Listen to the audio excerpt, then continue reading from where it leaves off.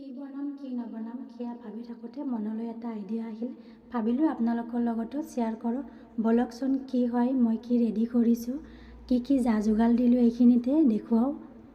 এয়া দি দিছোঁ পিঁয়াজ, ধনিয়া আৰু ইয়াত মিট মছলা, চিকেন মছলা, আদা নহৰু অকণমান দি দিছোঁ, লগতে জলকীয়া গুড়ি আৰু দালি পিচি লৈছোঁ। দালি আছিলে অৱশ্যে অকণমান, সেয়েহে মই এটা আলু মিক্স কৰি দিলোঁ। আলুটো বইল কৰি ল'ব এতিয়া ধুনীয়াকৈ।